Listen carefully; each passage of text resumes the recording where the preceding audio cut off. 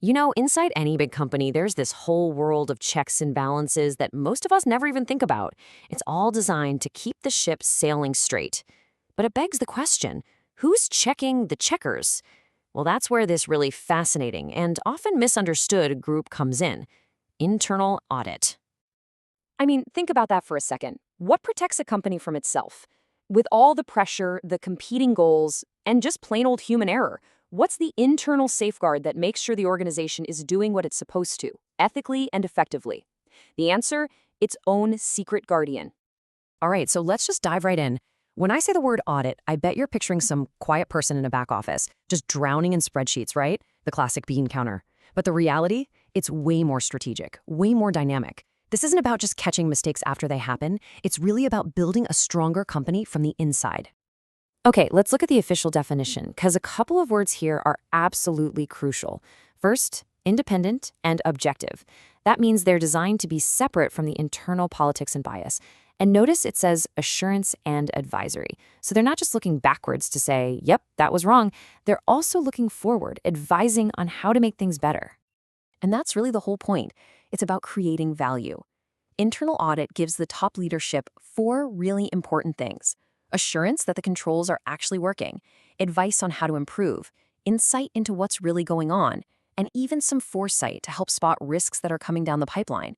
It's basically a clear, unbiased look in the mirror for the company. And here's the direct result of all that. When the people at the top, the board, senior management, have better, more trustworthy information, guess what? They make smarter decisions. It sharpens their ability to actually oversee the whole organization. And think about it from the outside looking in. If you're an investor or even a customer, and you know a company has a really strong internal audit team, that sends a huge signal. It basically says, hey, we've got our act together. We're well managed, and you can trust us.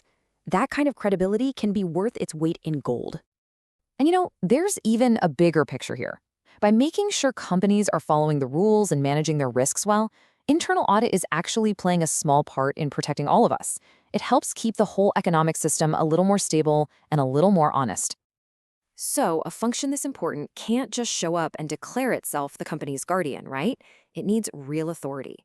And that authority is officially granted from the very, very top through a critical document called the Internal Audit Charter. C. The power flows straight from the board of directors. This quote here really represents their voice. They're the ones who say, yes, this function will exist, and we give it the power to do its job. Honestly, without this top-level blessing, internal audit would have no teeth at all. Okay, so the board gives the authority, but you also need the senior managers to be on board. Their job is to be the champions for internal audit throughout the rest of the company.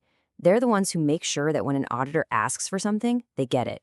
Without that support, auditors just run into walls and roadblocks everywhere they go. And finally, you've got the person who leads the whole team, the Chief Audit Executive, or CAE. This person is in charge of the whole department, making sure they follow professional standards and, this is so important, reporting the findings to both management and the board. The charter itself is basically the constitution for the internal audit department. It lays out everything we've just talked about: its purpose, the rules it has to follow, exactly what it can and can't do, where it sits in the org chart, and who it reports to. But maybe the most important line in there is the one that guarantees them unrestricted access to everything and everyone they need to do their job. Okay, this brings us to what is, without a doubt, the most important and sometimes the most controversial part of this whole setup.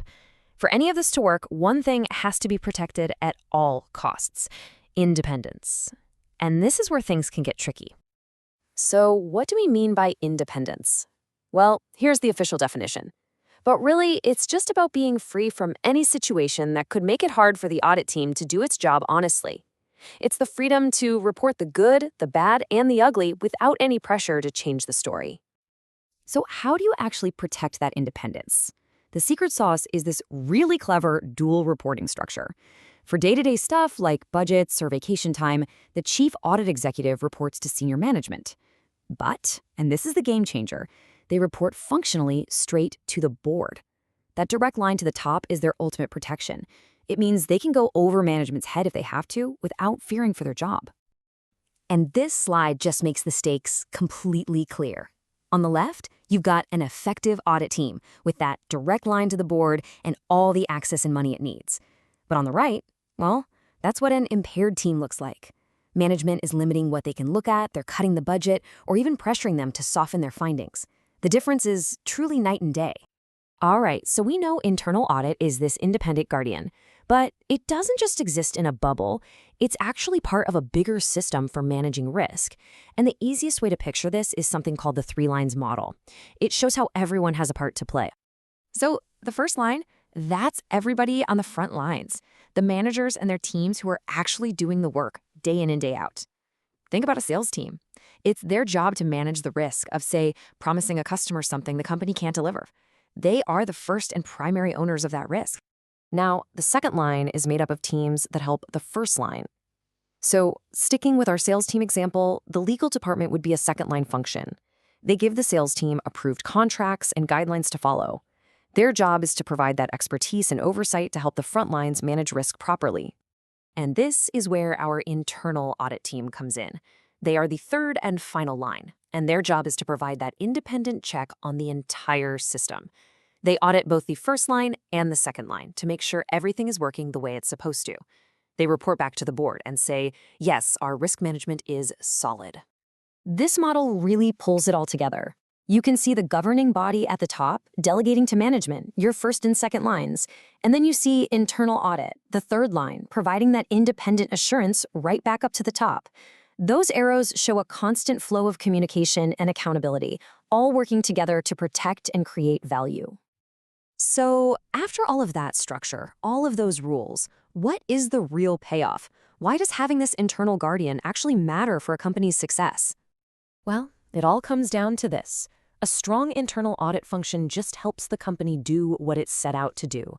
It builds better governance, it leads to smarter decisions, it creates real accountability, and it builds trust with everyone. And when you add all that up, you just get a more resilient organization, one that's ready for whatever comes next. And that really brings us to the final thought here. In a world where risks are getting more complex and changing faster than ever, doesn't it seem like having that independent, objective voice inside a company is more vital than ever before? So maybe the real question isn't just what internal audit does, but how any modern company could survive without it.